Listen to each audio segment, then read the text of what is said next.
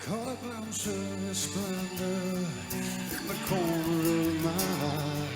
The most beautiful thing of it. The common mistake a lot of people make is that Christianity is bondage. It's a bunch of chains and rules, and you can't do this and you can't do that. And, Paul says that all things are permissible, but not all things are beneficial. And freedom, the ultimate freedom, is saying I can do anything I want, but I'm going to choose to do what's right.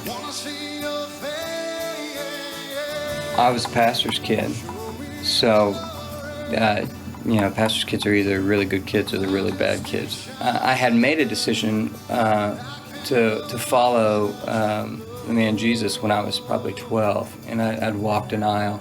I had done those things, but I didn't know what to do with it, so I just kind of went my own way. Kind of had made up my own rules, and I think we in this culture today, that's kind of what's preached as okay. You make up your own rules and your own plans. I tell you what, it didn't work. It really didn't work. What happened is it left me really questioning who I was, period. In this culture today, it doesn't really work out when you compare it to absolute truth, and there is absolute truth, and that truth comes from actually having a relationship with the Creator. With God living inside of you, you can only go and do your own thing for so long until truth, knocks that last time, and you wake up and you kind of respond to it.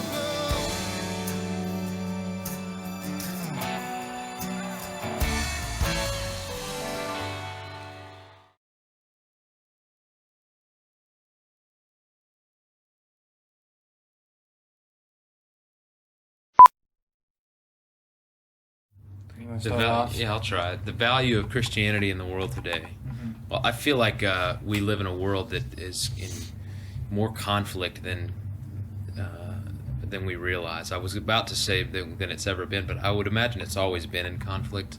There's always been spiritual warfare ever since, almost since the beginning. So it's just, there's always been conflict, but I think we're realizing now more and more, especially in America, like, there's such a cultural war going on, and you hear that cliche a lot, and I feel like Christianity, one thing we're realizing in Third Day, we're learning about in reading and in discussing this, is Christianity is not just a nice little religion that you attach to your life and a little creed that you live by. It's a worldview. It's a way you look at things. It's so much bigger than just John 3:16 and just a salvation experience. It's an entire worldview. And teenagers, especially these days, it seems like at a younger and younger age, are being asked, what do you believe and why do you believe it?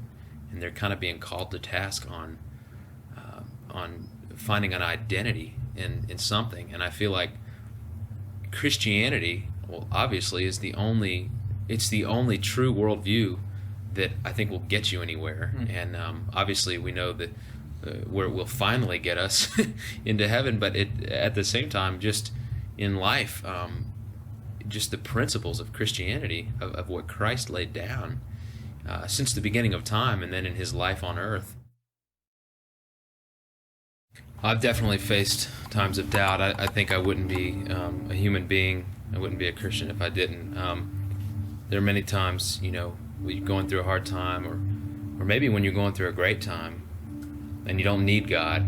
We live in a country where you don't need God. Every day you can get up and pretty much know you've got a shelter, you've got food, water, friends. Pretty much your needs are going to be taken care of. You're not going to be taken to prison for no reason. You're not going to be starving and living with this risk of disease and famine and all that. And so it's very easy to become complacent and apathetic, as we're just talking about. And so it's easy to doubt God sometimes. I've never doubted God in the hard times, really. I really haven't. Sometimes I've wondered, I've questioned him, I've gotten mad, and I've said, why aren't you helping me here? How come when I prayed for this sick person or this dying person, how come he didn't come through?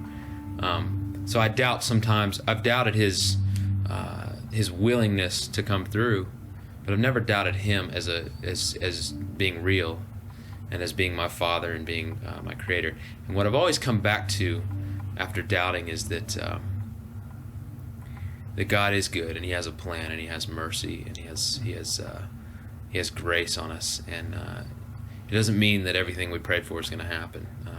A good analogy of that, a kind of a safer analogy, is just, if we're having a big Christian event like a church picnic or a big outdoor concert, and you've got all these people praying that it doesn't rain because it's an outdoor event, an outdoor whatever it might be, a party of some sort.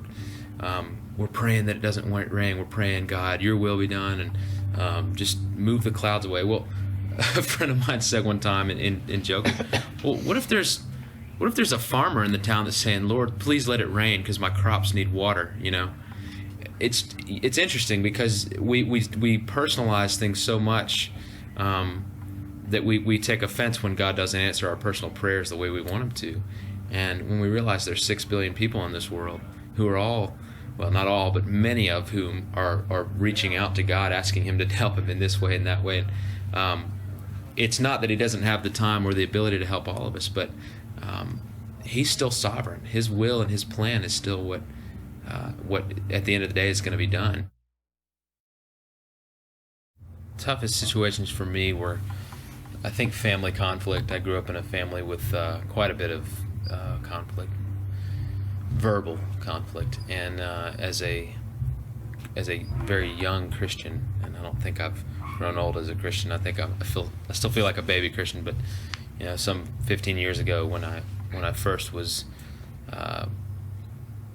when I felt like God was sort of knocking on my door and calling me to follow Him, I just it came at a there was no better time it could have come, because I really was at a crossroads of I could go down a lot of different paths of destruction, and I sort of experimented with a little bit of that, the path of destruction, one of them for just a very short period of time, and it was like God picked me up and rescued me from that right away. And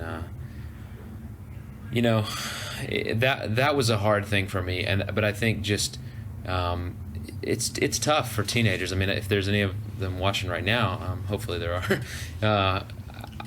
It's just, no one knows how you feel, and yet everyone knows how you feel who's been there. But no one knows how you feel, like what you're going through, and it's a very lonely place to be sometimes. And you're coming out of childhood and just the childhood fantasies of playing, G.I. Joe, and the safe world we live in as children. Most of us, the safe world that most of us kind of grew up in, where all your needs were taken care of by your parents and stuff. Now you're into this place of having to figure out who your identity is, what your identity is, who are you going to be, like Bragg was saying. And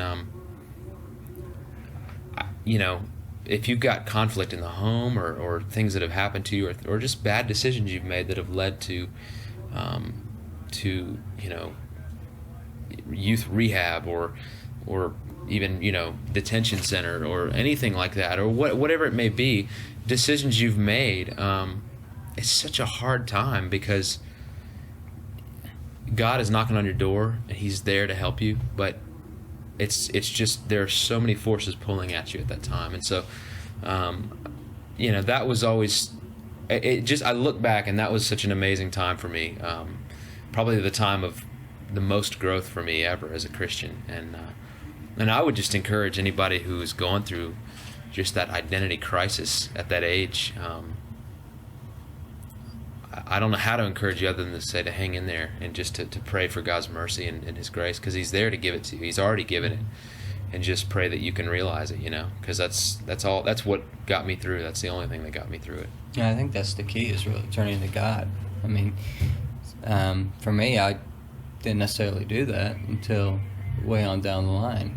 The things that teens do is turn to whatever their friends are doing, whatever helps them fit in, helps them, forget about their problems and things. Those are things that I turned to, when in reality God was already in my heart, and I just kind of shut him out. And it's with all the things that you go through as a teenager, that's easy to forget. But I look back on my life now and wish I hadn't. Not only because it would have made life a whole lot easier, but I would have had a lot more impact on teenagers around me and my friends had I been able to stay focused on God. People look at us and say, well, you guys have such a great ministry, and you touch so many lives with your music. And you know what? I mean, I don't discount that. I think our music is good music, you know what I mean? And the message is truth, which comes from the Word of God. And truth is powerful. It can change lives. Nothing I and David can do, nothing that we can do as musicians can do anything, but the power of God in our music can do something. Well, Third Day, we started back in 1992, basically when it really became a band. It was 92, I was still in high school, Ty was still in high school, Mac and Mark were just out of high school and college, and we just started in my basement, just kind of playing together, just hacking away at it, just like any garage band, or you get a couple friends together that, hey, I play guitar, and oh, I've got a bass, and I think I can borrow my friend's drum set, and it just that kind of thing. Very innocent, humble beginnings, and it started from that. And then about 2 years later, we had been playing around some churches and just anywhere we could around the Atlanta area where we're from. And we ran into Brad at a show we were doing, and we were just like, man, if we could get a guitar player like that to come be a part of this, it would really fill out the sound. And so we got him. It was through a series of just one tryout time. We were pretty much hooked, and so that was kind of, that to me is, I mean, we had already started as a band, but that was really kind of that was the final, ingredient that really brought it together as a band. And really just from there, from about 94 on, we were just doing everything we could, every opportunity we could take, and here we are today. I mean, it's just been a constant, steady growth. Music's a universal language too. I think it's something that draws people together. I mean, you see how all styles of music draw people together in some way, shape, or form. And so we have this unique opportunity as a band to get out there and draw people together in a crowd and worship God together, worship Jesus and uplift Him, and He lifts us back up when we do that. And people ask us, what keeps you going? Why do you keep doing this? How can you, other than the Dove Awards and all that stuff and Grammys, whatever, aside from all that stuff, the thing that keeps us together is really knowing and just seeing the testimonies, hearing the testimonies from people that their lives have been touched by it. Right. I think it's I think Christianity, the common mistake a lot of people make, and I think we're very deceived easily. We're easily deceived by Satan that Christianity is bondage. It's a bunch of chains and rules, and you can't do this and you can't do that. And Paul says that all things are permissible, but not all things are beneficial. And freedom, the ultimate freedom, is saying I can do anything I want, but I'm going to choose to do what's right. And that's what in America, we live in freedom. I mean, I could get out, I could do anything I want, but I choose to do what's right. And I want to choose to do what's right all the time. And from that, there's such a blessing and such a benefit from it. And that's just a principle of life. I mean, when we all know that if you step out off of a cliff with nothing to hold you, you're going to fall and hurt yourself or kill yourself, because the law of gravity, that's what happens. There's no getting around it. And so the same thing, when we choose to do what's right, there's just there's an obvious and exact benefit from it. It always will bless us and bless those around us, and that's really what it's all about. And so it's a freedom, and we're gonna mess up. You're gonna make mistakes. You're gonna make stupid decisions. You're gonna do something you shouldn't have done. You're gonna step right into it and do it. The amazing thing about it is that God does forgive us. He loves us, and He wants to pick us up, and He wants us to keep walking with Him and keep striving for better. I think, anything about us all is that we're wired differently. I'm wired to want to get out and travel and see the world, and I'm also wired to play guitar and kind of be introspective and all these things. And we're each wired in a different way, and in a special way that God can use us uniquely. So I think it's important for teenagers to find out what they're passionate about. What gets their motor running, what gets them excited, and what things that really bring them joy in their life. And once they've found out what that is, to exploit it and really to invest their time in it, and do it under the umbrella that you want to bring honor to God, because He's created us for reasons. He wants to use the talents and gifts that He gives us, and these abilities and these idiosyncrasies of ours, to touch people's lives and to bring Him ultimate honor and glory. So that's what I challenge teenagers to do. Find out what it is. What really makes you excited. What are you good at? What do you feel like you can enjoy doing for whether it's the rest of your life or for a few years. But do that, exploit it, do it well, and do it for the honor of God. And I can share like a personal sort of regret, I hate to say, that I have with that is, when I was in high school, I had this little urge to maybe try out for baseball, the high school baseball team, because I was never into sports and never got into them really. But I was like, man, that would be good for me to do. I ought to do that, and I never did it. And I always chickened out. I always just said, well, maybe later, and I never did it. And I wish I had. I'm glad where my life has ended up, but and God does order our steps, and He gives us the desires of our hearts. But don't let the petty things of life and the little nitpicky things that teenagers do to each other and your classmates. They might make fun of you because you're into one thing or another thing. Don't let those things stop you, because high school is such a short period of time, and follow your passions and your dreams, and just commit them to God and ask Him to birth more excitement in you for that, and just go for it, because life is short, and before you know it, you'll be in your 20s, and you don't want to be looking back going, I wish I had done this earlier, I wish I'd learned to play piano, or I wish I had tried out for baseball, or I wish, there's just no telling what you can do. So take that energy you have at that age and go for it.